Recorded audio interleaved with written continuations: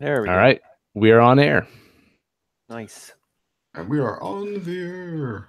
All right, you guys good? Yeah. Here we go. Hello, everyone, and welcome to That Pixel Life, the only podcast on the internet that's not afraid to admit that we would bang an android. Isn't that right, Shannon? You're so dirty, dude. I can't believe. At least you're the only one that wouldn't admit it. No, I said I honestly wouldn't know. I mean, it kind of depends. Am I the first or like? So you're in the robo closet, is what you're saying.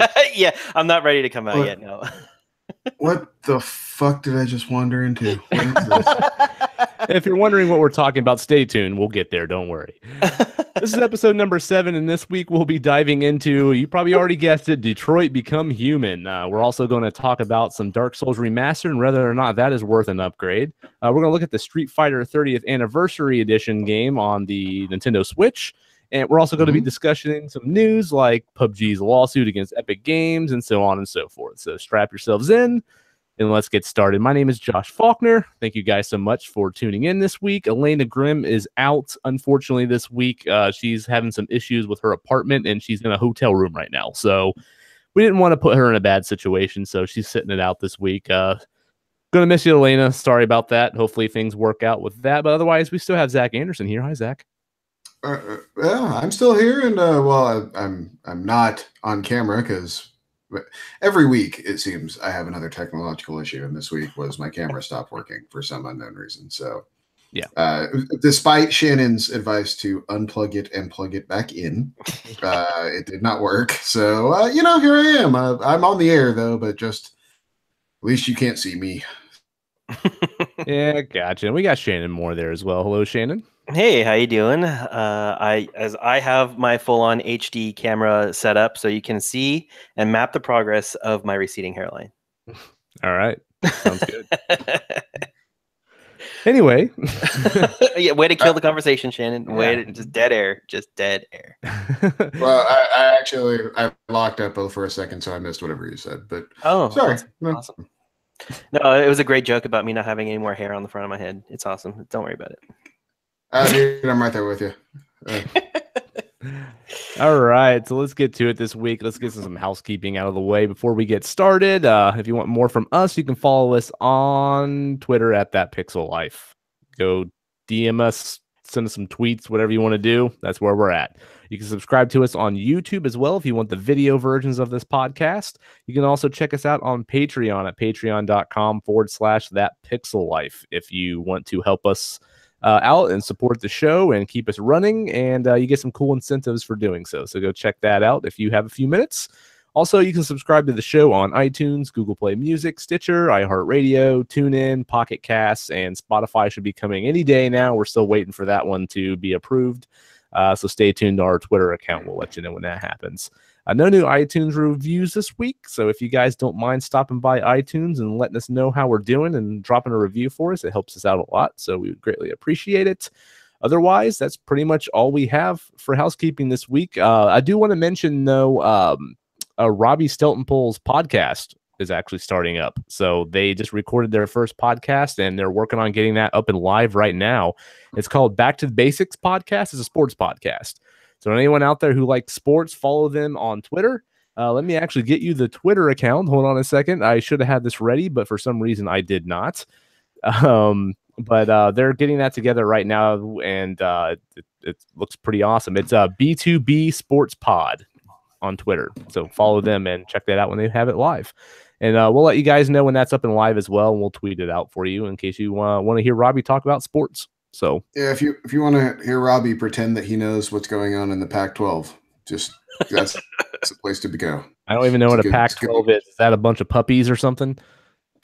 Well, it's the conference on the West Coast. All the colleges on the West Coast play in the Pac-12. Do they talk Puppy Bowl? I will talk Puppy Bowl. Let's Shannon, me and you, Puppy Bowl podcast. Yes, yeah. I love it. Let's do it. It's what I've always. Finally, my dreams have been realized. Yes, Puppy Bowl cast. I'm marking it on my calendar right now. Yes. All right. Anyways, let's get started. Just because Baxter won last year, and you thought he was never going to make it, Josh. That was a foul. I was going to say they should have thrown a flag. I mean. You poop on the 5-yard line. You don't get to go. You don't just get to walk into the end zone. You don't. Hey, everyone's got their own unique style. Who am I to judge Baxter's moves? It's fun. Is kibble and bits like a performance enhancing drug or something? That dog is on something. Yeah, he's on that dentist stick. Yeah. All right. Anyways, let's get started with our industry buzz this week. We're going to run through a few news stories that are pretty big that happened this week. Actually, there's a lot of stuff that happened this week, but we're going to kind of condense this down so we're not running forever. So the real big news story that happened this week is PUBG's developer Bluehole is suing Epic Games over Fortnite. They are claiming that Epic Games ripped off their IP, which they're not even the first one to make a battle royale game, but apparently they're claiming that, and they're going after Epic Games. Now, Zach, since you're the business guy of the group here, do they have a case at all? I don't think so. I mean, are they paying the movie battle royale royalties for PUBG? I doubt it. No. I doubt it. They weren't ever the first person to even come up with the name battle royale in a game. As far as I know, they've not gone through the lengths to trademark the phrase, to copyright the phrase, to get it any sort of lockdown to where you'd have to pay them to use that phrase. It's one of those things where I think they are getting their lunch eaten by Fortnite on the regular, and they're trying to do anything they can to stem that tide. Yeah. And I just don't see where they have a case, though. I mean, it just reeks of sour grapes is all it does. I mean, is a game mode even something you can copyright? That's a good question. If that was the case, then everybody would be suing everybody in the games industry, it seems. John Romero would be suing everyone for first-person shooters. It's but I mean, there's been similar. What was the whole thing with Dota, where Gabe Newell made Dota 2, and then but that was over the name Dota, right? Like, because Dota was a mod originally for Warcraft, and PUBG was a mod for Arma. Yeah, so that's where I was going with this. But it became where Valve couldn't call it Defense of the Ancients, so they just called it Dota 2, because apparently Blizzard was also making a Dota 2 at the time, but their Dota actually stands for something, where now Valve's Dota is just literally Dota. It doesn't stand for anything, which I think is hilarious. I didn't even know that. This is news to me. I don't really pay attention to these what do you call them, the fucking the legal tribulations here. What do you call these games again? I forgot. These MOBAs. Yeah, there you go. I never pay attention to that genre because I don't like them. They're not fun to me, and their communities are terrible. Yeah, they're the worst of the get good community, Yep. But still, it's a little bit of a precedent. And what ended up happening there was, Valve just lost the ability to call it Defense of the Ancients, but they still could put the game out. And that's the closest thing I can come up with to a parallel to this. And it isn't that close a one. I honestly don't see where Bluehole has a case. I don't. No, I don't think they do. I agree with you. I just think it's pretty. I don't know. They're standing on thin ice. There's a lot of other games that are copying the same formula right now. So, I mean, if you're going to go after one, you have to go after all of them. Yeah. And the second thing is, from a marketing standpoint, I mean, you've always heard that like any publicity is good publicity. So you have this lawsuit going on that's drawing attention to Fortnite and, PUBG attacking them. The people that are not experienced to Fortnite, or don't really know about the Fortnite phenomenon, I mean, they're going to be more inclined to go that way because that's the one that might be pulled off the market, if they're thinking about the lawsuit going in a bad way, so it's going to draw people to Fortnite. I think it's going to have the reverse effect of what they're expecting to happen. So now all you're going to do is waste money on a lawsuit that's actually probably going to weaken your stance and give Fortnite more of your market share. So I think it's a kind of a Hail Mary on their on PUBG side to try to stop the flow of people going from their game to Fortnite, and I don't think it's going to pay off for them. You notice how they're just picking on Fortnite, though? I mean, what Yeah. about H1Z1? Mhm. What about well, I mean, their boss keys shut down, so there's not nothing they can do. But I mean, there's Radical Heights. I mean, Treyarch's making one for Call of Duty. Mhm. I mean, they're just picking on the guy that pretty much ate their lunch. Mhm. And yeah, they're just poking at them. And I think Epic Games has a lot more money than Bluehole does, Mhm. and they can probably lawyer up a lot better than Bluehole can. Mhm. So I just don't see this working out for them at all. I think Yeah, but I think at the same, I was just going to say at the same time, Bluehole's not, they're not walking around with pennies in their pockets. Like trust me, they're doing this for the long game. Like they want to. It's a slim chance, but they're willing to spend the money on the chance that they could put Fortnite out of business or make them radically change their design to make them have them regain their share.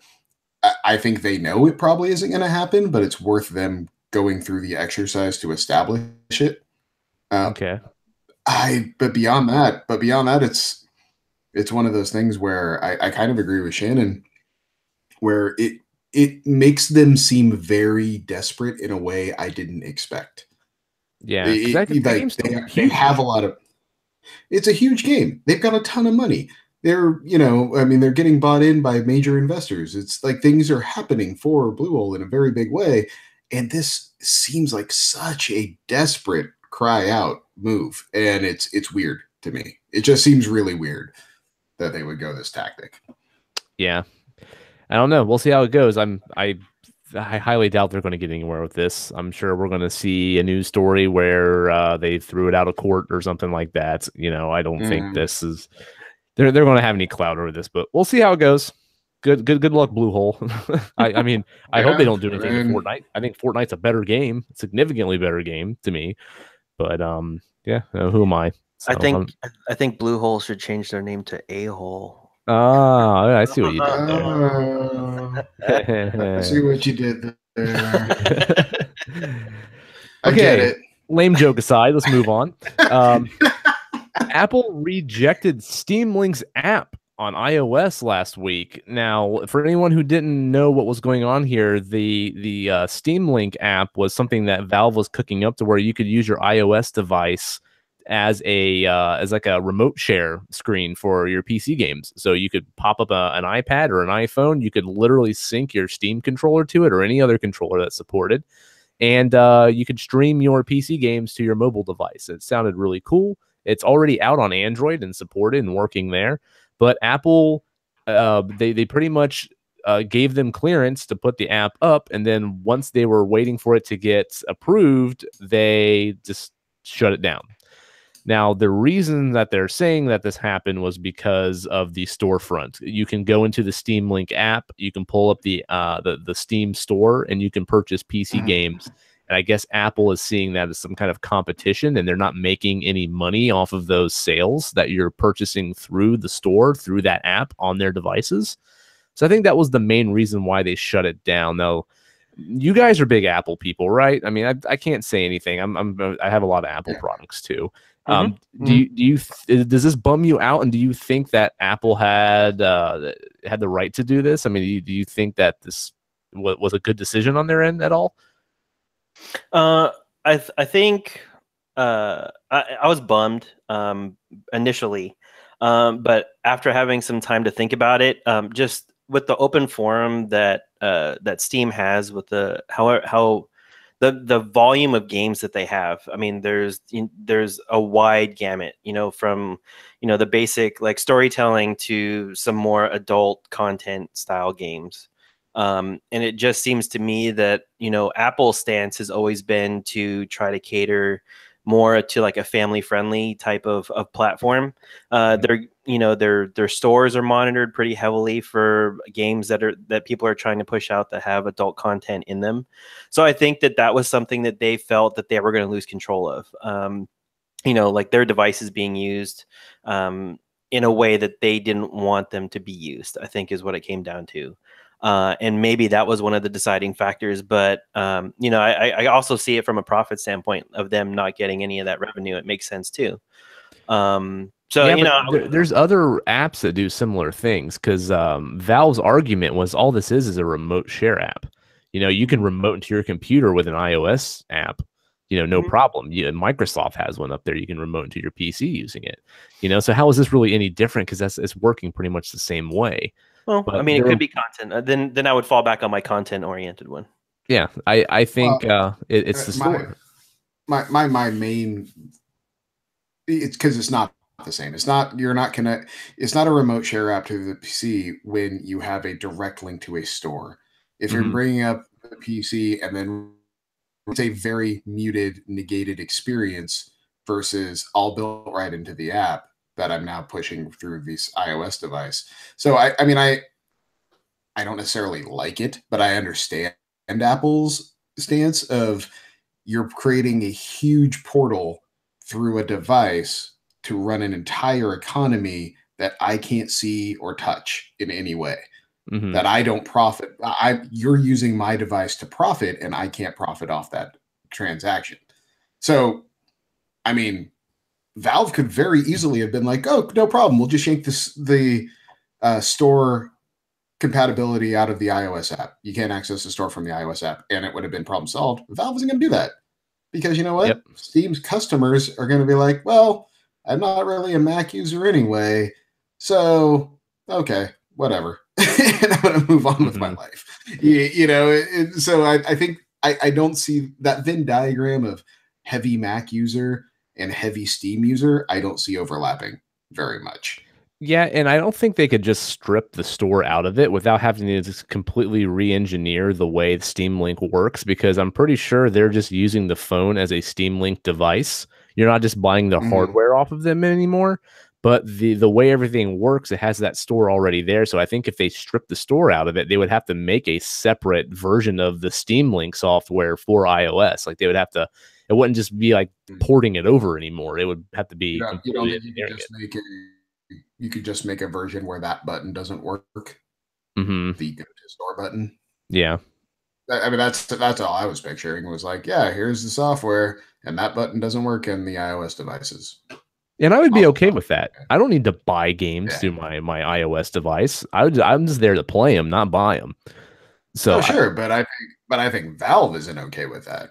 mhm. They want you going, oh, let me pull my phone out and buy this game real quick. You Yeah. know, like that's what they want. So Yeah. it's interesting. It's interesting to see this Mexican standoff between two just giants, though. Like Yeah, someone's got to blink. You know. yeah, I'm kind of I think I'm the opposite of you, Josh. I think I would probably use my iPad or my phone to buy the games because I don't have a Steam account, and you know I have a Mac, and I don't really play a lot of games on my computer. I'm more console. So, you know, if I had that functionality, I might be more inclined to use it. You know, just to see what some of these games were about. Yeah. I don't know. I'm hoping they bring it back in some way. Like Zach said, you know, if they alter it in some way to you know adhere to Apple's guidelines or whatever, you know, I'd be okay with that. Again, I don't need a store, but I could see why you guys would want it there. But we'll see what happens. It doesn't sound like any of them are going to budge. So I But think we're just they're not scrubbing it though, right? I mean, it's still coming out on the Android yeah. devices, right? Yeah, you Oh can yeah. get it on Android. The problem is though, like the appeal of this would be playing it on an iPad. I have an iPad, and that's where I would want to play. I wouldn't want to play this on my phone. Mm-hmm, But Android tablets aren't good. You know, I mean they're just not good. I'm not going to go I out and buy an just love Android the tablet. tone you had with that. I Yeah, just love the it Android tablets aren't good. yeah, they're not like the new like what was it Android Oreo or whatever. Like it just doesn't do stuff half as well as iOS does on an iPad. It's just it just doesn't make sense to buy one of those to me, and I'm not going to buy one of those for that. So, and I don't even know how it's going to run if you buy like a cheapo one, like some like $150 Samsung one or something. So it's just to me, I'm not even going to bother. Yeah, I have a Steam Link, but it'd be nice to use it on an iPad. But I doubt I would even use this that much anyways. If I'm going to play my PC games, I'm going to play it on my PC. So Mhm. I'm not going to cry over this, but it would be nice to have just to kind of dick around with, you know. Hmm. Huh. All right, moving on. We got some pre E3 announcements. I was about to say some pre E3 Hey, announcements. that was the name I wanted for the segment. Oh, Pre-3. pre-3. All right. Okay. Well, we'll just Yeah. roll with it. Here's some pre-3 announcements that are happening this week. We're just going to kind of roll this all into one segment because there's quite a few here. First and foremost, yesterday we had two announcements. Number one is I'm sure Zach's going to just gush over here, so we'll let him have it. Zach, do Yeah. you want to let us know what's going on with the Pokemons? Okay, so November 16th, Pokemon Let's Go Pikachu and Let's Go Eevee hit. It's it was a game I was very curious to see how they were going to announce it. I liked what I saw. I think it's very, very smart for them to essentially try to pull in the 800 million people that downloaded Pokemon Go and try to activate some of that user base into their new ecosystem on the Switch. Um, I think I think it very much shows that in the preview. It's a hybrid looking game. You know, Yeah. it has a bit of the traditional Pokemon overworld RPG element type, walking around, investigating towns, catching things. But when you catch them now, it's the Pokemon Go interface of catching them.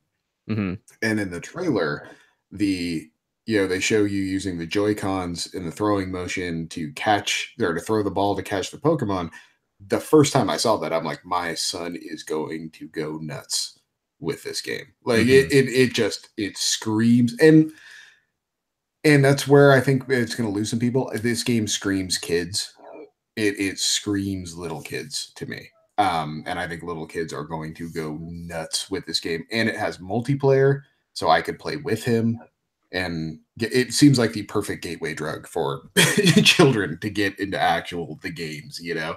And Yeah. I'm excited about it. I think it looks really, really cool. It's essentially a reboot of Red and Blue. It's the Kanto region, the original 151 Pokemon. Um, Apparently, they're going to put the Alolan forms into the game, which is the last Sun and Moon. There's like Sun and Moon versions of the original 151, so you're going to be able to catch those. Those are going to be part of the game.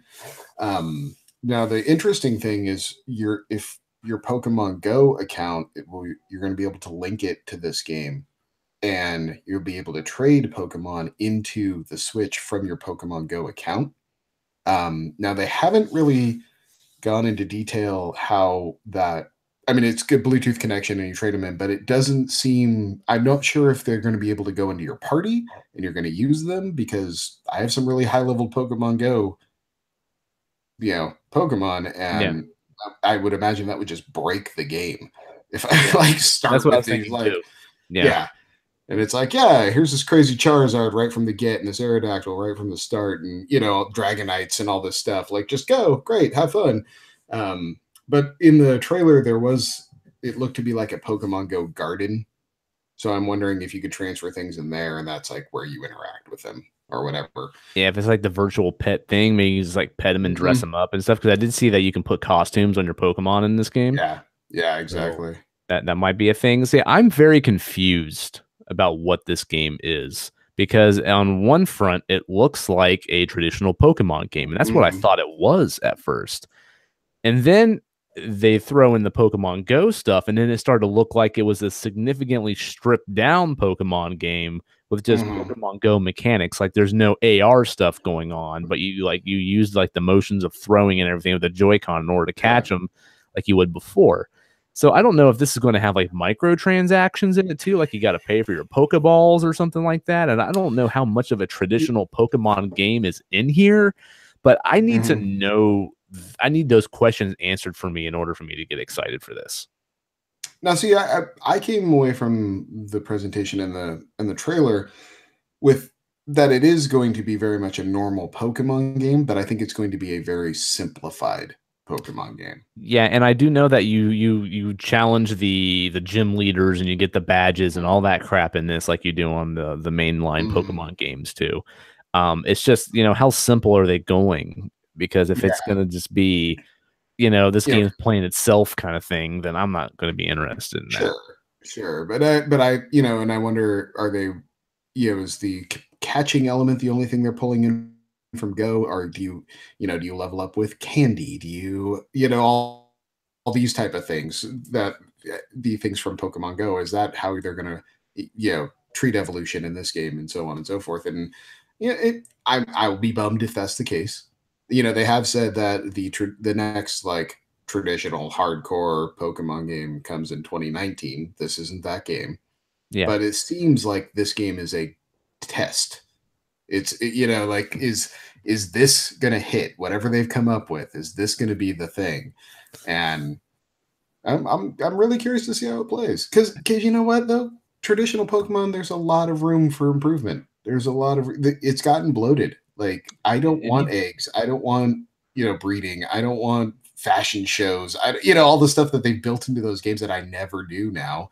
Yeah. And so a stripped down Pokemon game that maybe it works a little more like Sun and Moon and then brings in some of the fun elements of Go, I'm into. I would listen to that. Yeah, that makes sense now that you say that, because a lot of that extra stuff I don't play with either. I don't work on evolving them, and I don't breed them, and I don't, put them in the daycare and come back for them later and shit like that. I don't do any of that stuff either. But I don't know. I think that's why they announced the 2019 mainline Pokemon right afterwards, just in case that this turned people off. That they're like, oh, don't worry, we got your game coming too. Just in case this kind of ruffles some feathers or people, rubs them the wrong way. But yeah, I mean, I think they'll probably show more of this at E3. I'd be surprised if they didn't. But I really need to see some more of this in order for me to know if I'm going to be excited for it. I do too. I do too. I mean, I pre-ordered it already just because I know my kid's going to love it regardless. But which one did you go with? I went Pikachu. Oh, see, I would go Eevee myself. So. Well, Jonathan's a Pikachu guy. So yeah, are you going to get the little adapter or the peripheral? We didn't talk about that. That's the thing. I think Shannon's going to get 6 of them so we can pretend he's a real trainer and walk around with them. I'm gonna shoot them is what I'm gonna do. I just gotta take them out to the backyard and just. Why do you hate Pokemon so much? I mean, come on. They touch me in an inappropriate spot. No, I don't know. It just it's so boring. It's so boring. Like I don't know what it is about it. It just doesn't hit that chord for me. It's just again, you don't get to call Pokemon boring when you put 10,000 hours into Xenoblade. But that's the thing is Xenoblade was just Xenoblade was one game. I mean, and it was in a relatively fresh franchise. I feel this game, how many iterations of Pokemon are you going to go through? And now you're going back to the same original 100 and whatever Pokemon, just with their different renditions. Great. I'm happy for the people that love that and want that. And I'm not gonna. You're not happy. You're right. I'm a bitter old man that sits on my porch, and I will sit there and I will look at those people playing with their Switches out in the street, and I'll yell at them. No, but you bring up a valid point, though. It is, more the same, and definitely they seem to be serving it up again by reducing everything they've built on, and they've released Blue and Red multiple times in multiple iterations, and this seems to be another one of those. But I will say I'm a lot more excited about this one because of my kid.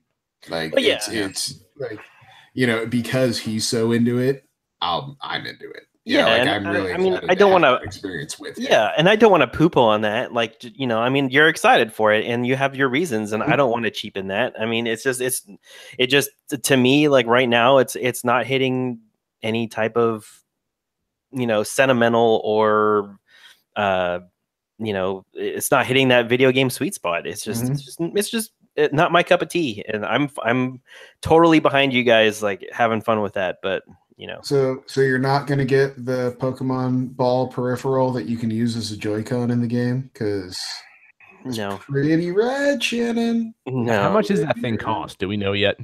They haven't said. I would guess probably $100. Yeah, right. Probably the cost of a Joy-Con, I would assume, right? It's probably 50. Maybe tack on another 10 because it has a speaker in it and it talks to you. It goes Pika Pika and shit when you throw it. Oh my god, I would smash that thing so far into my skull just to get it to shut up. My guess is $39. I'm gonna say $39.99. Okay. Really? Yeah. Wow. Yeah. Now that we're talking about this, I'm wondering if this is their experimental Pokemon game to where they're considering this being the norm going forward. I think what they're trying to do is they're just trying to keep the people that are playing Pokemon Go that weren't Pokemon players before. I think they're trying to just, dangle that carrot on the stick just to keep them going until maybe the next game comes out. Just to elongate like their product life cycle for this style of game. No, you're at the funnel the wrong way. The big end is the Pokemon Go players. There are literally hundreds of millions of people playing Pokemon Go worldwide, and they're trying to get a gateway drug for them to go into the console space.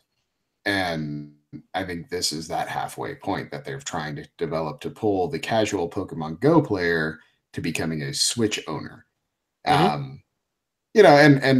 they probably have a table somewhere that says like a 5% return on that is an amazing success.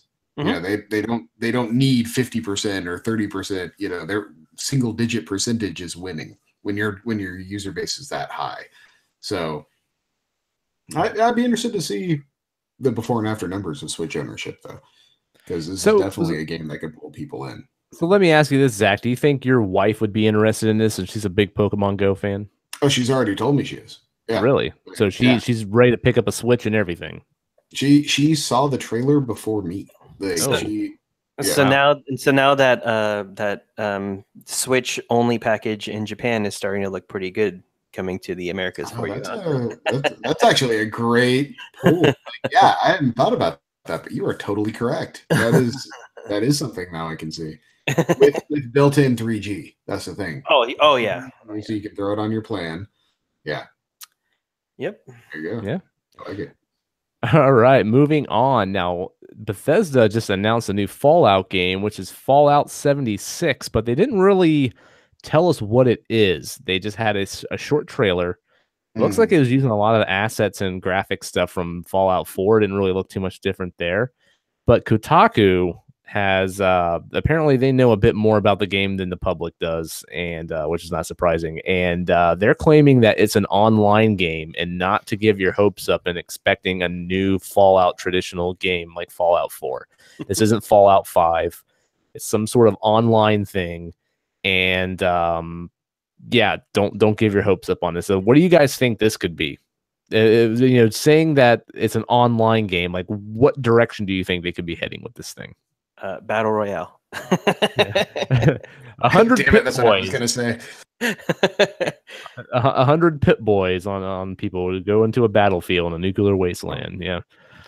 I mean, it to me, it just kind of feels. I mean, what I would hope, is it being online, you're going to see other survivors, and then I would like to think that it would be a game where you can choose whether to team up with somebody and go out and share the resources, or maybe to, if you see somebody shooting somebody else, maybe to be like to be the justice and just kind of like shoot the guy that's picking on the little guy. But I know like with the gaming community, it's just going to turn into people teabagging everybody else's dead corpse on the ground. And it's going to de-evolve like real fast. So I don't think it's going to be that, but I'm wondering if this is going to be like an online version of Fallout Shelter. Oh. Could these guys see that working to where like all the like multiple players are building their Fallout shelters, and then they could try to welcome other players in, and you got to figure out. There was the whole sign with there's the whole sign that like Reclamation Day up there, so maybe it's the whole point is going up to the surface and like colonizing in a sense. Maybe it's some sort of State of Decay type game at that level, or like a DayZ kind of thing or something. But it's just like rad roaches. You just fight ways of rad roaches. Oh man, like I don't know. I don't know if I would like that. I mean, Fallout 4 was probably the first Fallout game I played and stuck with to completion. I barely touched mine. I bought it on PC and I put maybe 2 hours into it and never went back to it. Oh, I loved it, but the one thing I hated about that game was the settlement building. So if this is pretty much what they're going to focus, but lean heavy into, I would probably say I'm not going to be interested in it. Yeah, see, I couldn't get into that either. I played through Fallout 3 completely, and I enjoyed that game for the most part. New Vegas, I played maybe halfway through, and I liked it, but it's kind of more of the same. And the fourth one, I don't know, man, just didn't grasp me. So I'm excited to see that they're going to do something new with this. It's not just another Fallout game, but I just, without giving us details, I don't really know what it is. So I guess it's another situation. We're going to have to wait till E3. But Fallout fans rejoice because you got something else to look forward to. And you know what? Just thank God it's not a freaking HD remake or something along those lines of Fallout 3 or Fallout 4 on the Switch or Fallout New Vegas on the Switch or just new games. That's like I love seeing new games. Thank you. Yeah. Thank and you, Bethesda. I honestly thought that's what this was going to be when they were teasing it on Twitter. I'm like, this is Fallout 4 for the Switch. But I thought it was New Vegas. I was like, they're totally going to trot out New Vegas. Either way, that would be the perfect time. I mean, like, you're leading up to E3. Why would you want to make that one of your main selling points at E3 is, oh, we have a port coming to the Switch. Why don't you just let that fodder out early and then leave the new stuff like for the press conference? That way you kind of get the best of both worlds. People still get the news that they want to get early, thinking that it's going to be a hot tip, and then you drop all these bombs on them like at the conference. Yeah. Just totally blow them out of the water. But and that's why I was going towards a Switch port, because that would make sense to me if they just went ahead and announced it early, and and then save the presentation that they're having for much bigger titles, bigger surprises and stuff. But no, I mean, I guess they just want to get the reveal out of the way so they can just focus on gameplay, and that's it. But Bethesda doesn't have a whole lot of games that we are aware of that are coming out this fall. Rage 2 is not coming out until 2019. So, what else do they have? Do you think we'll see a Doom 2? Maybe. That wouldn't shock me. I mean, a Doom wouldn't shock me. I could see them trying to do an Elder Scrolls relaunch for Elder Scrolls Online, because that very quietly built a really big community. And I could see them trying to drag that out to the front with a new package, new expansion, that sort of thing. But yeah, I really don't know. Give me Quake. Give me a new Quake game. That's what I want. Yeah. But like the style of Quake 1, not Quake 2. Let's get Nine Inch Nails to do the soundtrack. Let's do it. Yeah, let's get the Lovecraftian, weird shit that the first game was doing. Yeah, give me that. No more cyborgs. I want a Quake 1 reboot. That's what I would like to see. I want a trapezoid rocket launcher. Yep, absolutely. All right, so Walmart's at it again. They're leaking shit on us. Everyone's gonna be pissed at Walmart in the gaming industry right now because they're just leaking stuff left and right. Especially when they leak shit on me. Yeah.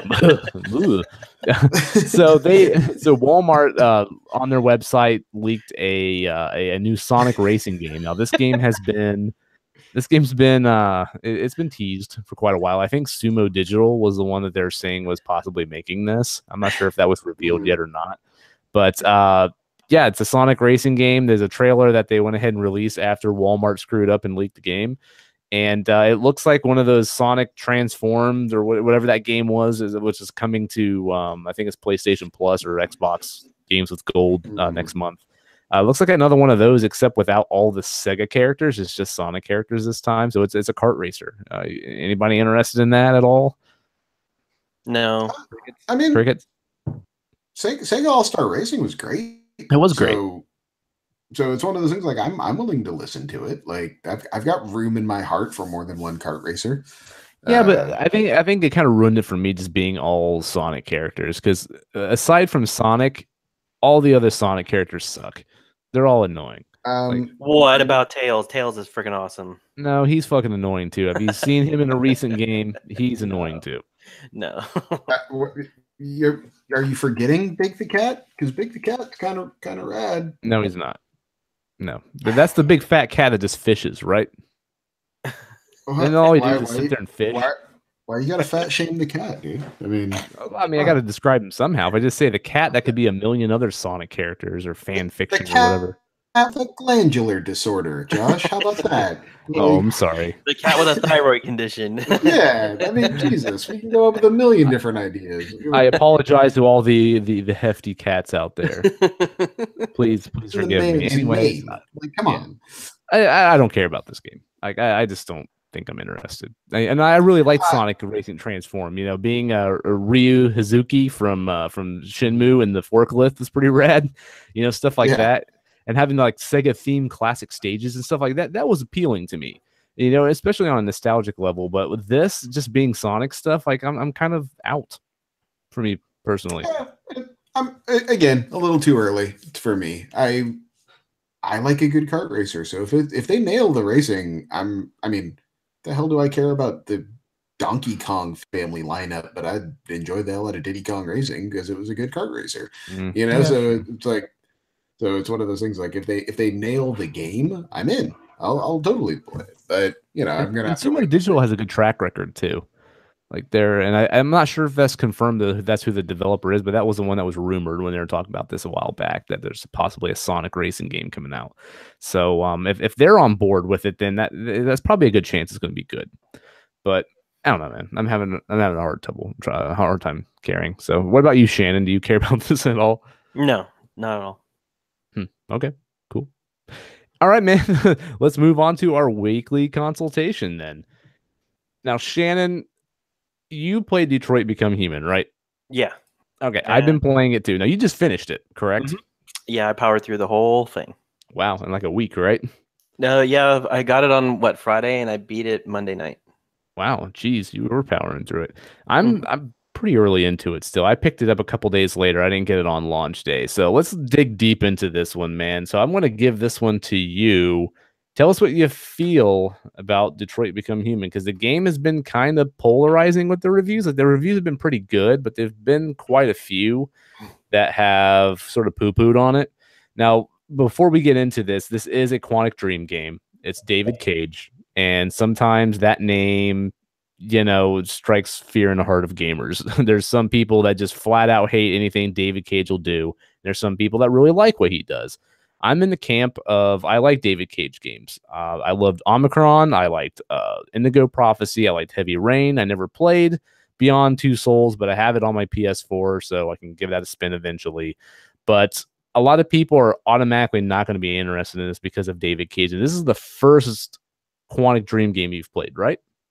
Yeah, it's the first David Cage game, and I didn't know really what to expect. I was really excited when the demo came out because it gave me that taste to really try this specific style of genre out, and I enjoyed it, and I was looking forward to this game. So when a lot of the reviews kind of gave a tepid response for something that I was excited for, I had some reservations, but at the same time, I was just like, you know what? I've played games before that reviewers have hated, and I've loved them. So I'm just gonna put my money down and jump into this game and see what I can do. And luckily, I did. I mean, I played the mess out of this game, and I want to go back and check out the other story arcs that I didn't choose the first time, just to see how the story changes if I make different decisions. So, I mean, just to kind of give a quick synopsis, there's 3 different storylines in the game that you're following the stories of 3 different robots, Kara, Connor, and Marcus. And it tackles some pretty heavy topics, and I think it does a pretty good job of it. A lot of the topics they tackle are still relevant today too. It's like they kind of borrow from things that are going on in society today and kind of play with it a bit to make it make sense in this environment too. Like there's instead of race relations, there's this bigotry against robots and their place in society, and then there's also the whole fact that people are losing jobs to them. And so they're kind of treating them like immigrants coming in and stealing jobs and stuff like that as well. So a lot of that is playing here. Some kind of some political landscape stuff that's going on today. They kind of shoehorned in here, and I think they did a good job of kind of putting some of that stuff, some of that social commentary in here as well. Mm-hmm. Yeah, and it gives you that good feeling of you feel you've made you almost double. You almost question yourself as whether you made the right decision or not. Like, what is you're always trying to find the best outcome for the best, the best story point or the best plot. And a lot of the times, when I went back into some of the chapters to redo one of the stories, I found they leave you with a sense of accomplishment, but you always have to sacrifice something to gain something. And I think they did a really good job of, like, you might have won the situation with your character, but you didn't win the war, I guess you could say. So it leaves you wondering what you could have done or what else can you do, and you kind of start getting into that mentality of like, just I guess doing that trade-off, and like you start thinking like, what can I trade off for this result? Or and it brings you places, like you kind of, I don't know, I hate for a game to be this revelatory about myself, but I still felt like, I learned a couple things. It put some things into perspective. It kind of cleared some, it made me think about some stuff. And I like games that do that. And just to be clear, like, we're kind of dancing around some of the situations that you play in this game, because pretty much everything that we can dig into in terms of the scenarios that you're putting can be spoiler territory. Oh yeah, like everything is a spoiler in this. I can't even talk to you about the load screen, because the load screen does some things that like just make you, it kind of weirds you out like a little bit. Like the first couple times it happens and the AI interacts with you, you tend to be taken aback for a second or two. Are you talking about Chloe? Yeah. Okay. Yeah. Okay, well, that one's probably not too much. Well, there could be some things that happen with Chloe that could be spoilers, but yeah, like the main menu in this game is this extremely lifelike android woman who's talking to you, and you're going through the menus and she's explaining things to you. And this is where our reference in the beginning of the game came from about banging androids, because they actually have in the extras menu, they have a survey, and they want you to take the survey, and they ask you just a bunch of weird random questions, and I'm not sure what the purpose this survey serves, but one of the questions was, would you have relations with an android? It didn't say sex necessarily. It could have been like friendship or something like that too. I just took it that way because I'm fucking stupid, but it was basically like, would you have a relationship with an android? And your answer was yes, no, or I don't know. And I just put yes. I'm like, sure, whatever. I don't care. I'll bang it, whatever. But Shannon put I don't know, and I was giving him shit about it. And I tweeted out the image of that and everything. So that's where that came from. But yeah, she actually gives you a survey, and you can answer these questions about how you feel about androids in the future and stuff like that as well. But man, the first time she starts talking to you, the facial animations on her are astonishing. Mm-hmm. They're very real. There's a couple of times where the lip syncing looked kind of strange, but she reminds me of Scarlett Johansson. Yeah, she's got that appeal to her, and yeah, for the most part, going back to the graphics, I'm just playing on a regular PlayStation. I don't have a PlayStation Pro, and even on just a regular PlayStation, the graphics are amazing. Like, it's. There were I took screenshots of some of the locations, and my wife was just like, wow, I can actually sit down and watch this game, like just watch you play this game. Yeah, it's incredibly detailed, the world that they throw you in. Yeah, and it's crazy. Yeah, it's crazy too, because it's set in Detroit, obviously, because of the name of the game. And Detroit wouldn't be the first place I would think of to be some technologically advanced city, but they actually have a lot of the same problems in that city that they do now. And when you're going through the game, it's just like, wow, yeah, this feels like Detroit. It's like, even though things are more technologically advanced, it's like not much has changed in terms of what's going on with that city.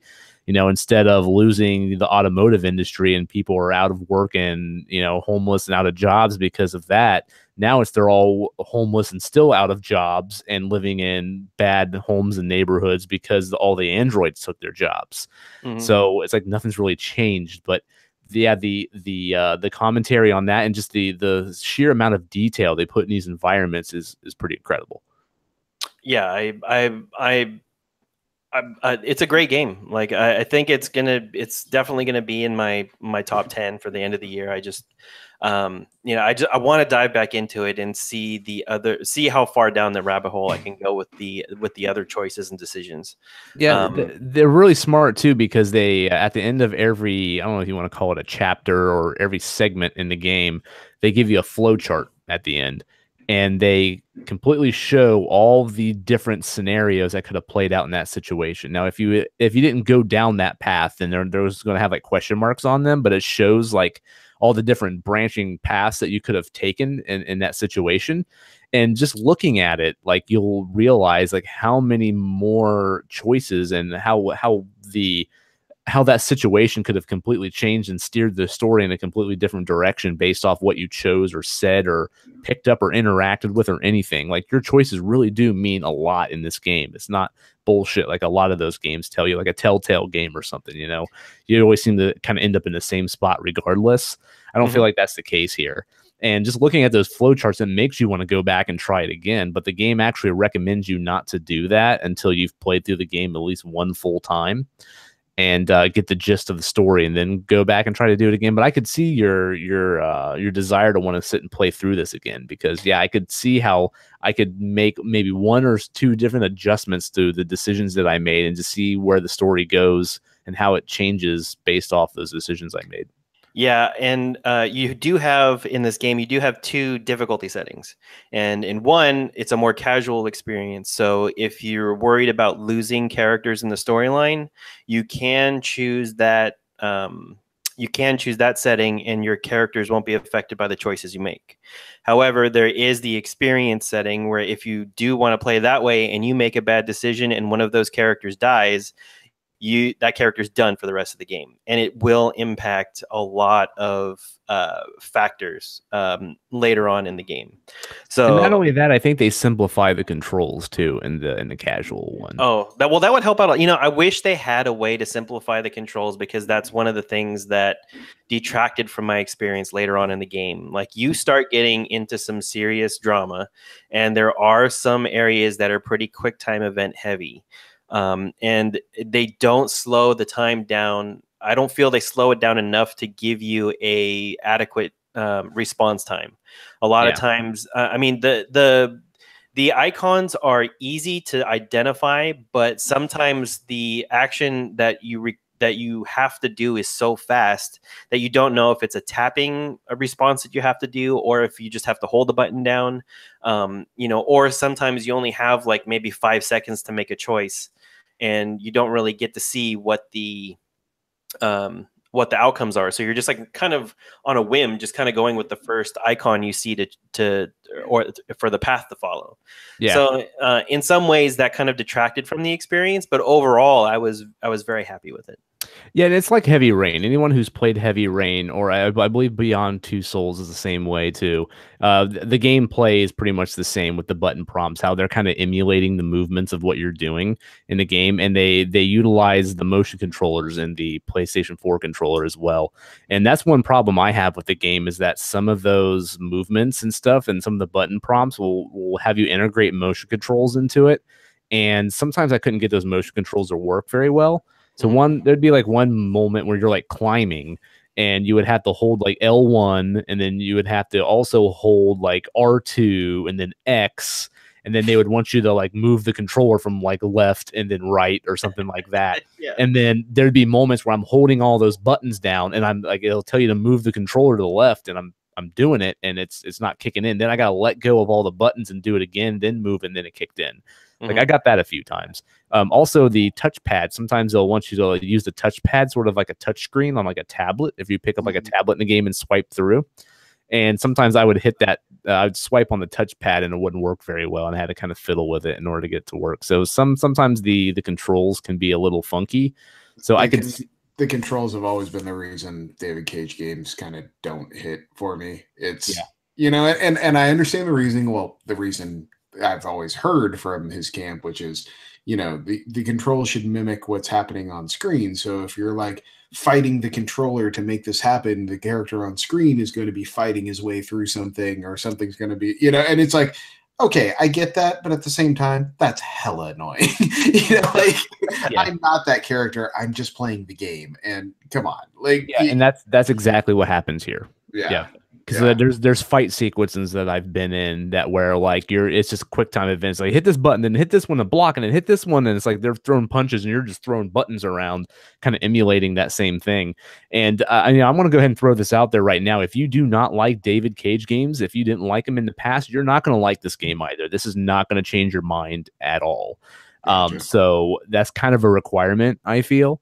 So if you haven't played any of those games, definitely give this one a shot, because I think this is probably the best out of his games that I've played so far. And I've played them all, except for Beyond. Sorry, I shouldn't have said all of them. I haven't played Beyond Two Souls, but I've played all the other ones, even Omicron back on a Dreamcast. I love that game too.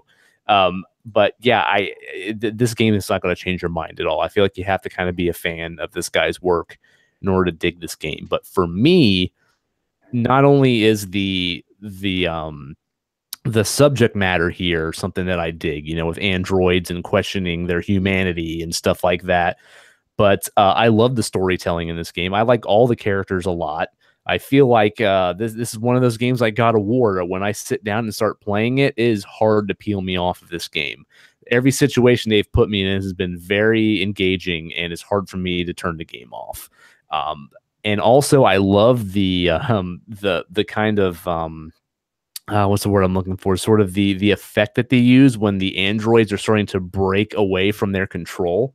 I think Shannon might know what I'm talking about here. So it's like, you know, if a human gives an android a command, they have to follow it. It's like in their programming. No matter what happens, you have to go with what they say. Now, in this game, the androids start breaking away from that control in their software, and they have this effect where there's like this red like firewall, and bad things are happening around you, and you're not allowed to move or do anything because you haven't given the command to intervene or anything like that. So you're actually like hitting button prompts to rip through the red firewall to get out of the software restrictions that allow you that force you to only act when you're told to, and then you start acting on your own. Like, it's hard to describe it unless you're seeing it. So, but sort of like a breaking out of the Matrix thing, and it's really cool the effect they use, how they do. I've never seen, you know, these android, you know, being people or having feelings kind of stories have been told, you know, numerous times in science fiction, but I've never seen any of them do something like that before, where you're physically seeing the android break out of its restrictions in its software and start to act on their own. So I don't want to go into any situations when that happens, because it spoils some pretty big, powerful moments in the game. But I thought that was incredibly cool. But for me, is there ever a time where your character dreams of electric sheep? No, at least not yet. I don't know. Shannon, you tell us. You beat the game. I haven't beat it yet. That would have been a great Easter egg. Yeah. Dang. Like an electric sheep, you know, like a guy just sleeping in his head or something. Yeah. There is an electric bear. Oh, okay. Close enough. Sure, whatever. Philip K. Dick will be proud. So I'm with Shannon. Even though I haven't finished the game yet, I love this game. I think it's the best game Quantic Dream has made. It is super engaging, and I love every minute I've played of it so far. Now, that could change. You know, I know Shannon said he had some frustrations with some of the controls later on. I've had some of those situations in the game as well, and they didn't bother me too much. So as long as this game continues to be as good as it is now, I could see this being on my top 10 list as well. I think this game is definitely worth checking out. But again, if you're not into these games, or you're not into David Cage games, if you're not into these sort of telltale, you know, story driven, narrative based adventures. yeah, choose your own adventure kind of. If you're not into those kind of games, there's no shooty bang bang stuff in here. There's no first person shooter segments. It's very much like a significantly more advanced Telltale game. And to me, I like that kind of stuff, and this game has nailed it, and I'm a big fan of it. So we'll see how I feel when I finish it. Hopefully by next week I'll have it finished. But Shannon, it's got your seal of approval, right? Yeah, and I can't wait for you to finish it because I need to talk to somebody about this game. Zach, are you interested in this at all? Oh, yeah. But what we're saying? No, I'm totally interested in it. I mean, like I said, the only thing with David Cage that puts me off is the controls. But I've always thought storytelling wise, they put out great stories. Mm-hmm. They're very compelling narratives. I am very curious to play this game and see how it works. Just because it does seem to be a very polarizing game. Also, it seems more so than David Cage games are, because his style is polarizing by nature. But then I've also, some people are like, oh, this storyline is so over the top and so just blah blah blah. And then I've heard the other spectrum where people like Shannon being like, no, I found the story very effective and it had me thinking about things and looking at things from different angles. So I'm kind of curious to get in there myself and see what all that is.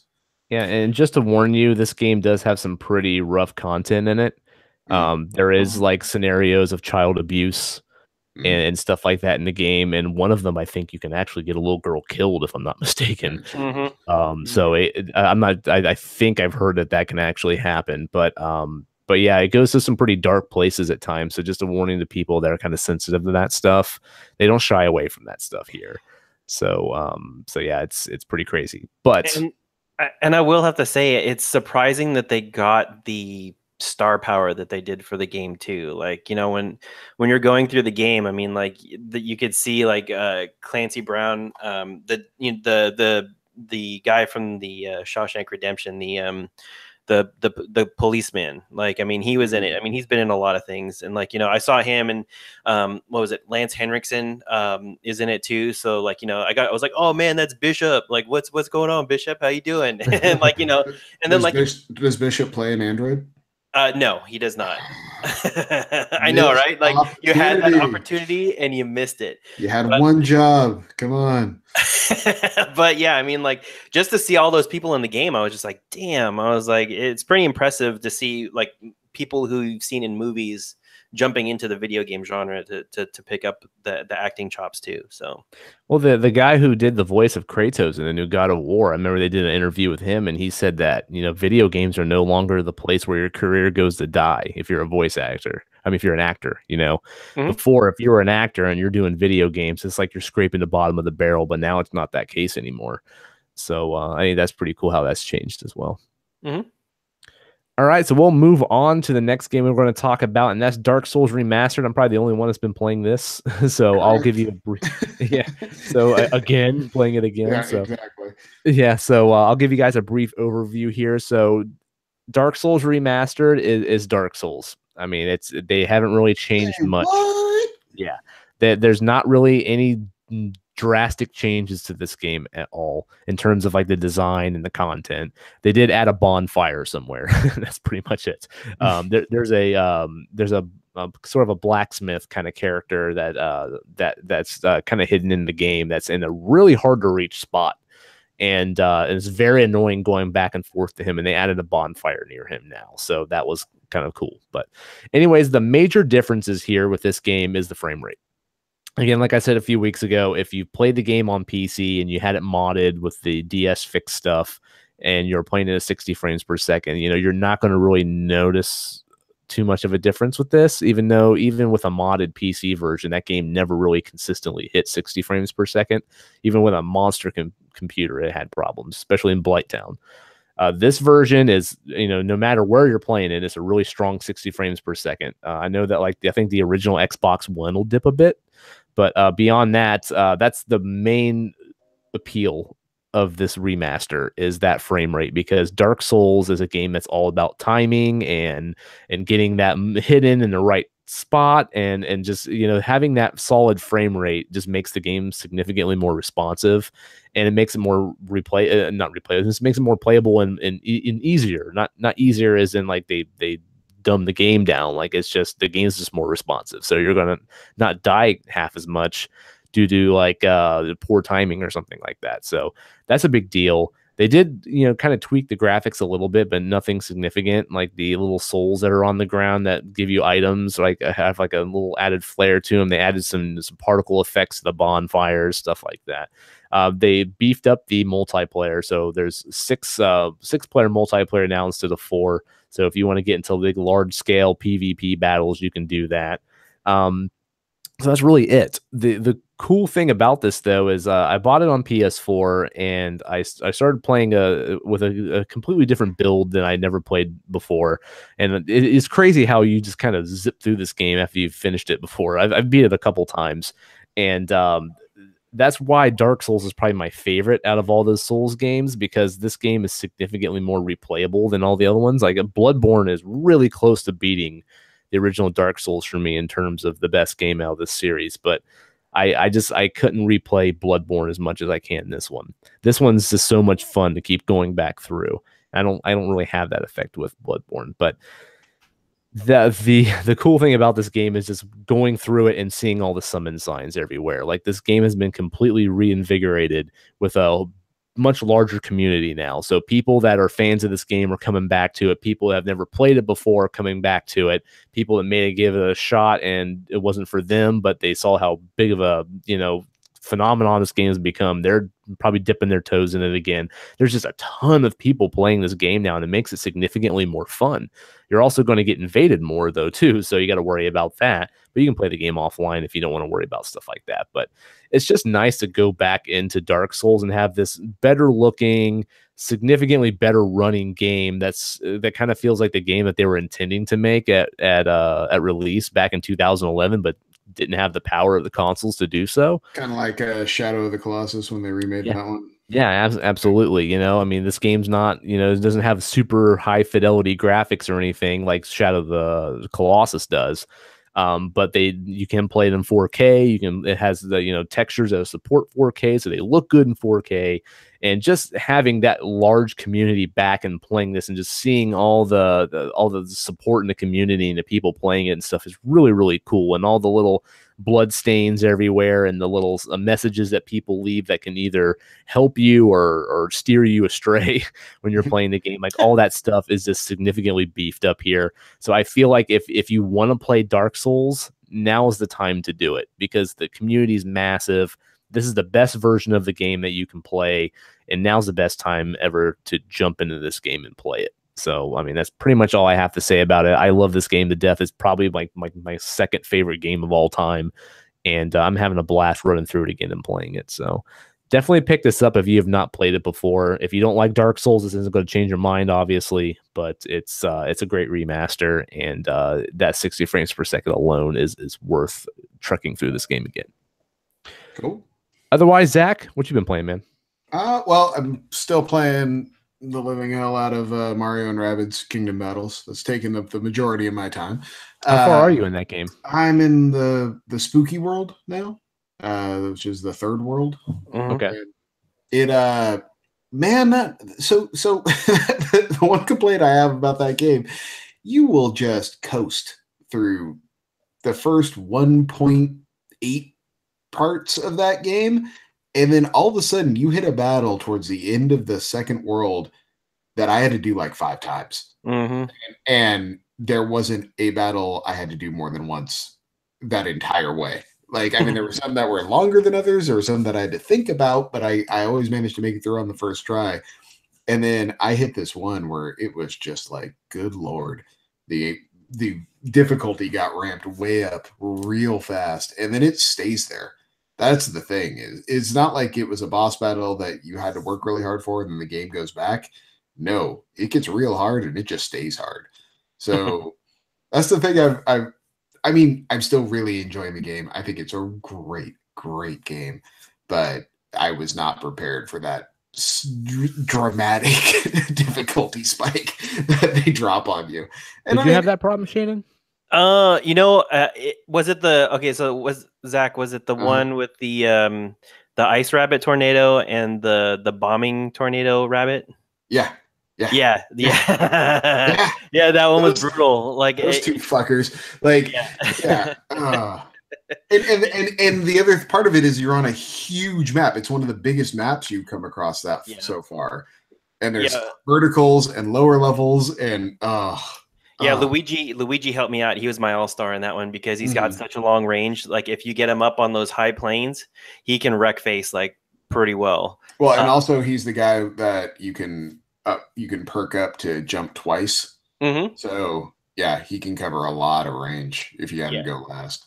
Yeah, he's pretty awesome. But yeah, that was a really hard battle, and it does get there are more challenging bosses later. But once you kind of get that one out of the way and you know you can do it, the other ones become manageable. And they don't really throw two bosses at you unless you're doing the challenges too much after that. I think there's maybe only one more battle where there's like two bosses.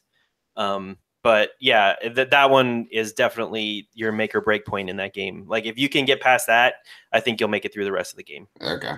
Well, and also it's a good you don't realize it at the time, but what that level really does is make you reassess your team. Because at that point I had settled into a team. I was happy with my team. And it's the first time you go like, oh, I really have to change up these guys and these weapons to get through this. Like I have to really look at these stats. I have to see what everyone brings to the table and actually choose a team build based on this battle. And yeah, you end up going. I end up going with Luigi, Mario, and I want to say Rabbid Mario was my other guy. Just because he just wrecks face. Yeah. He's such an offensive powerhouse. Those shotguns deal so much damage. Yeah, and so the whole map became use Mario and Luigi to pull people over, and then while Rabid Mario got up behind him and just like laid waste. That was how I got through that. But I at that point hadn't even looked at Rabid Mario, not even like tried him. It was just one of those, I like my team, I'm good. And then the first time I brought him out there, I'm like, oh, look at this guy. No, he's cool. Yeah. So it was a good experience. It was very frustrating at the time, but yeah, I pushed through it. I like the spooky world a lot. I think the set design and creature design in that area is really, really cool. So yeah, I'm really looking forward to pushing on that. I'm hoping to have that beat in the next couple days. Yeah, the boss in Spooky World. Once you beat him, you get another character. So cool. So and he's a pretty interesting boss too. So I'll be interested to see what you think once you get past him. Yeah, well, hopefully I'll have that down in the next day or two. Good, let me know. Yeah, we'll do. And then the other thing I picked up was the Street Fighter 30th Anniversary Collection. And I picked that up because I had a gift card, and a buddy of mine who works over at Capcom was like, you should grab that for the Switch. It's really good. Like it's a really good collection. It's really good on the Switch. So I took his advice and picked it up. And yeah, that's a really impressive game. So you get 12 Street Fighters, the original one, 5 iterations of Street Fighter 2, which is the original Street Fighter 2 Championship Edition, Turbo Hyper Fighting, Super, and then Super Turbo. You get 3 versions of Alpha, which is Alpha 2, and Alpha 3. Wow. And then 3 Street Fighter 3s, which is New Generation, Second Impact, and Third Strike, which is all the Street Fighter 3s. So it's pretty much everything you want. You know, without, I mean, there were some of the ones that were in the PS2 ones that I'm blanking on the names, but like Alpha Zero or whatever that aren't in this one. But I mean, outside of the hardcore Street Fighter fans, I'm not really sure who misses them. The thing about these is it's a really cool feature set. Like you got all the games that are completely playable. I believe 4 of them are playable online, not all of them, which I mean, it makes sense because it's like, yeah, who wants to play Street Fighter 1 online? Well, and also it's like, you know, but I want to play Street Fighter, you know, super turbo and everyone else is playing super, and like it'd be really that's just chopping up your fan base so Do much, they have the HD version of Street Fighter 2 in this? No, they do Oh, not. okay. So everything is arcade perfect. It's all supposed to look like arcade. Now you could it's made it works on TVs, but it has the framing because all the stuff was CRTs, Yeah. So they have an option that you can go that stretches it to fill, and it looks so awful. Like it is one of those like, no, who would ever do this thing? It looks so bad. Like, please get that off my screen. Yeah. But yeah, but it does offer, it offers a like a CRT overlay, which puts scan lines in and everything to make like, and actually adds an arcade filter as well to kind of copy the RGB look of those old CRT monitors. So it has like the deep dark shadows and the vertical scan lines of arcade monitors. It's a cool effect. It actually works. I've played a few rounds with it on. I like it. It's really fun. But yeah, it's not much. There's not much to say other than it's Street Fighter. It works really really well. I'm not enjoying the controls on the Switch. I have to That's say. what I was about to ask you. Yeah, Yeah, using a Pro Controller or a Joy-Con or what? I've tried both. Don't use the Joy-Cons. If you have a Pro Controller, use Pro Controller, but the D-pads stink on both. They do. Yeah. I'm probably going to end up finding some sort of stick that works with the Switch because I really don't enjoy using the controllers that much. But outside of that, it's arcade perfect. I mean, it's great. And I know I'm not the biggest in the world for buying old games, but I do have to say there's so many of these games that I have never owned before. Like I've never repurchased any of the Street Fighter 3s, so I'm really looking forward to going through all those. I've never had it. I mean, I don't enjoy the original Street Fighter all that much, but I've never had it either. So it's a fun one to just have in a collection to go back to. And so for those reasons, I picked it up, and I'm enjoying it. It's a lot of fun. How much did it cost? It's $39.99. Okay. Do you feel like that's a good price? I do. It's feature loaded, and there's just so much in there. Is there like any bonus content? Like, do they have like, I don't know, like behind the scenes, like interviews or anything like that? Like, yeah, there's like a whole little Street Fighter museum thing that you can get a lot of the concept artwork and okay, that sort of stuff. A lot of the original layouts, music, that sort of thing are included that you can kind of tour and look through. I mean, there's no real like video featurettes or anything like that, but there's a lot of like stuff you can see. Okay, sweet. Yeah, I know this is on other platforms too. I think you can get it on the on PC and oh yeah, it's out on everything. Yeah, it's out on everything. So yeah, I wonder if it's less on those consoles though. I wonder if you had to pay more for the Switch tax. I don't. Actually, that's a good question. I don't think I did, but what I can say to that is, I bet the other versions go on sale sooner than the Switch one does. So yeah, there's that. Yeah. Okay. Sweet. But I might actually. Yeah, you should pick it up so we can battle. We can. Yeah, I'm because I've never played Street Fighter 3 like ever. Oh, Street Fighter 3 is a great one. It's a lot of fun, and they've got some cool systems in there. It's funny. You ever realize you're a fan of a series and you don't know it until you start playing it or start talking about it.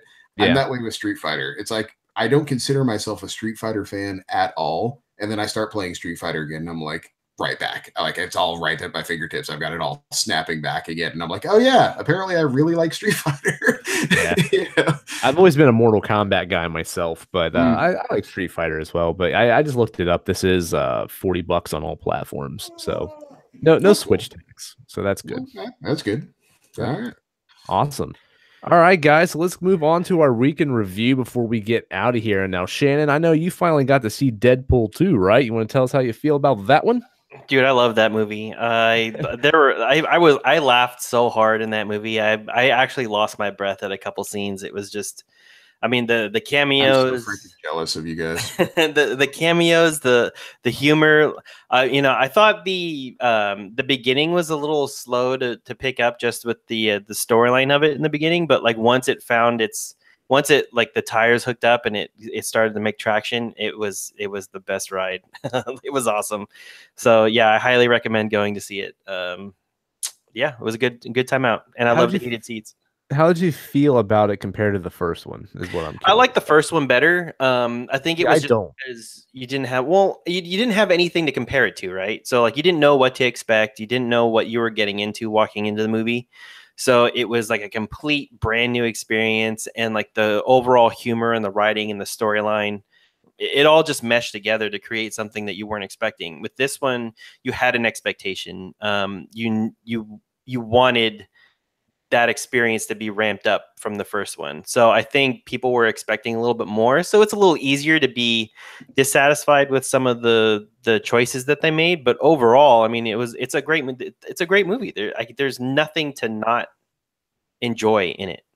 I noticed there's some jokes that they kind of rehashed, Yeah, but and I found them funnier this time. yeah, I mean, it's a nice little anchor, and like Ryan Reynolds' self-deprecating humor throughout the movie was pretty funny to experience as well. So Yeah, all in all, it was a great experience. he's got to constantly make Green Lantern references in like all these movies now. Yeah. But yeah, I mean, like there's one scene from the original that they kind of redid again in this one, but I didn't really laugh at the joke in the first. I don't want to say really what it is because I don't want to spoil it for anyone. But it's I mean, for you, all I'll say is it involves the legs. Yeah.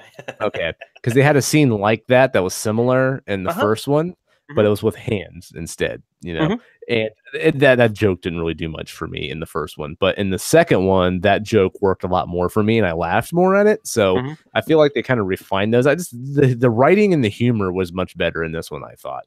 And Domino was rad. Like she was, I think she was the best addition to the movie. So, yeah. Well, I want to see it because I'm just excited that it sets up X-Force.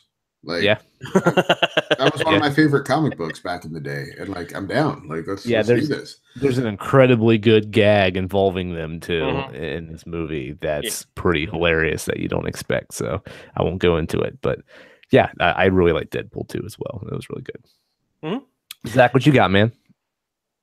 So I made the mistake of telling my son, my dinosaur obsessed son, that Jurassic World Evolution is a game that exists and is coming out.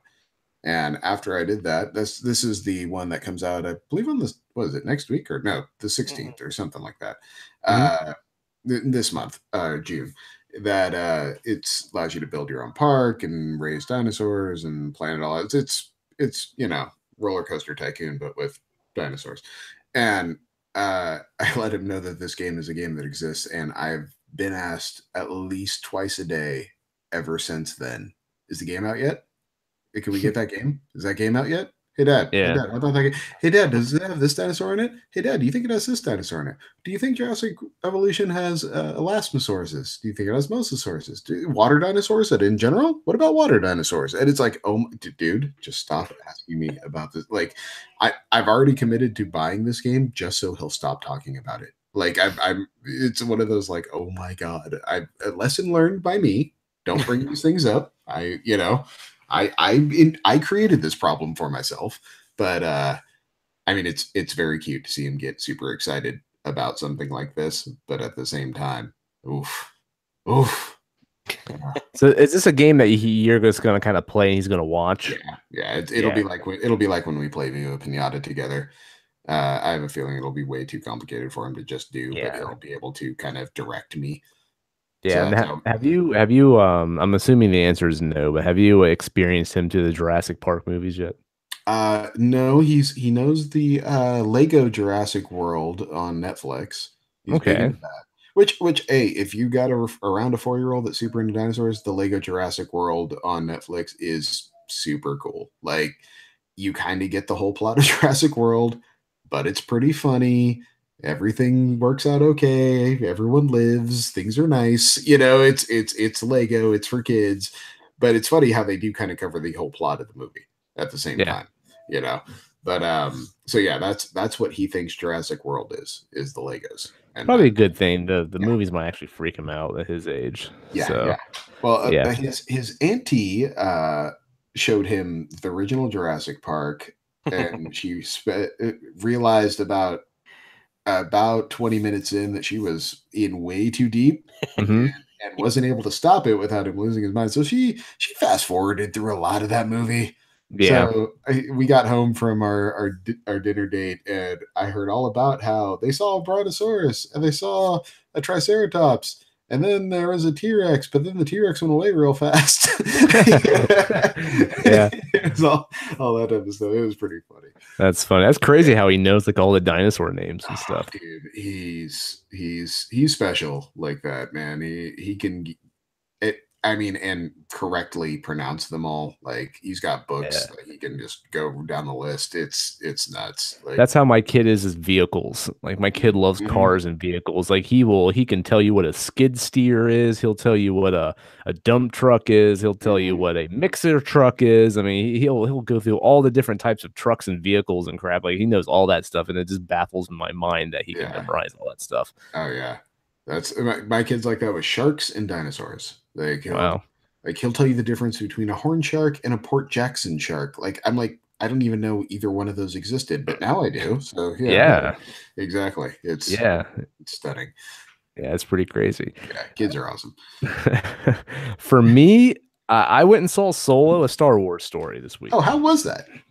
So is that worth a damn? Or... I went into this movie with very low expectations, because I didn't really for one, I'm not a big Han Solo fan. Wait, real quick, I got to draw attention to the fact that you deleted my update on your thermostat install story, which I thought was rad and hilarious.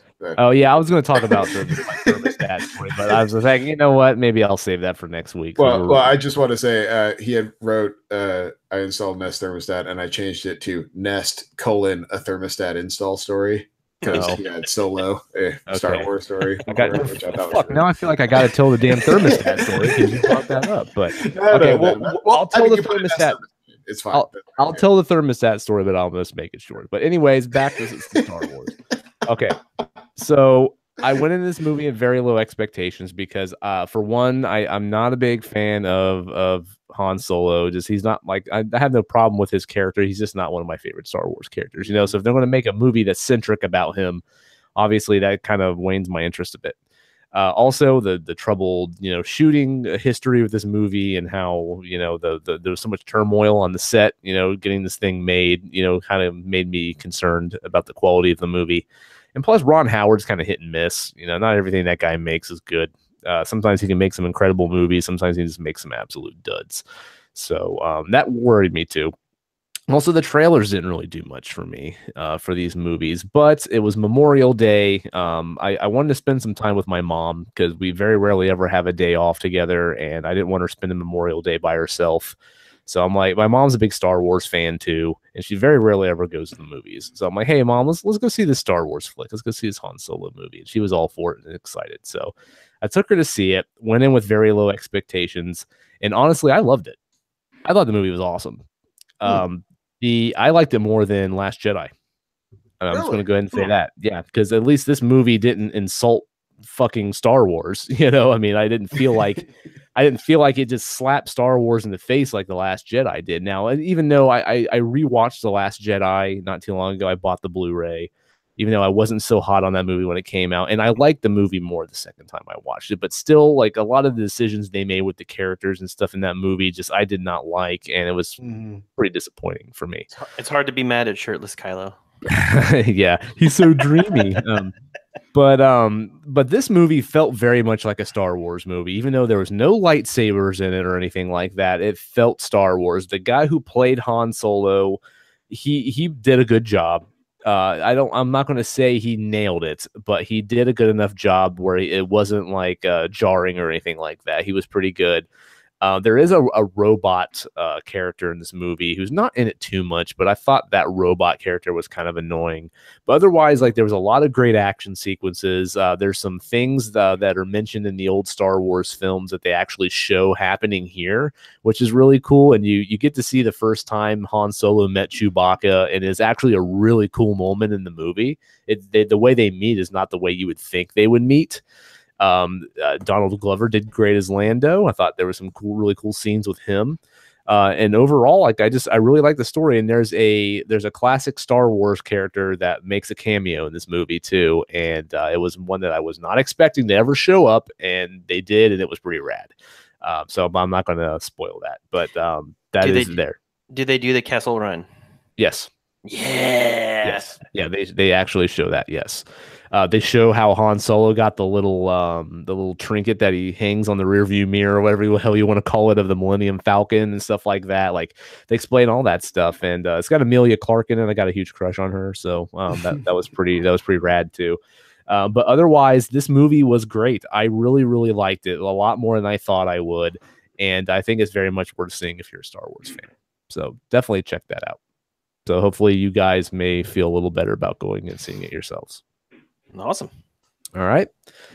All right. I guess that will be it for this week, guys. Thank you once again for tuning in. Just to remind you before we head out, though, follow us on Twitter. You can follow all of us collectively at That Pixel Life. You can follow Zach at Zackle, Zakal.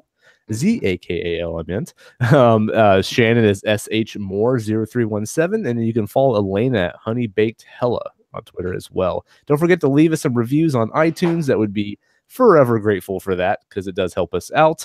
If you have any suggestions for the show or anything that you want to communicate to us, you can send us a direct message on Twitter and let us know how you feel, or tweet us, whatever you want to do. Also, spread the love for us. Let us get us some more ears.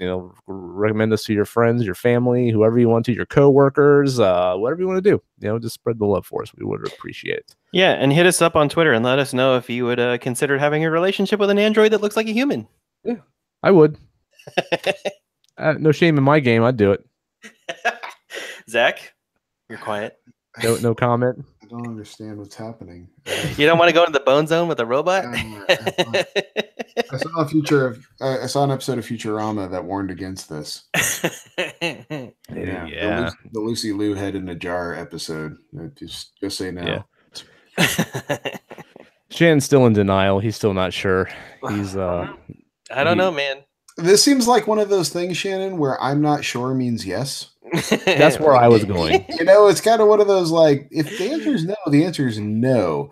I'm like, I got to think about that's yes. Like, You know what I mean? That's when you're at the bar and someone's like, hey, you've had like a bunch of drinks, and someone's like, can I get you a beer? And you're like, well, let me think about you're getting a beer. Like, you would just say no otherwise. It's the same deal. Yeah, right, I guess it's a yes. Maggie, if you're listening, keep that man away from the toaster.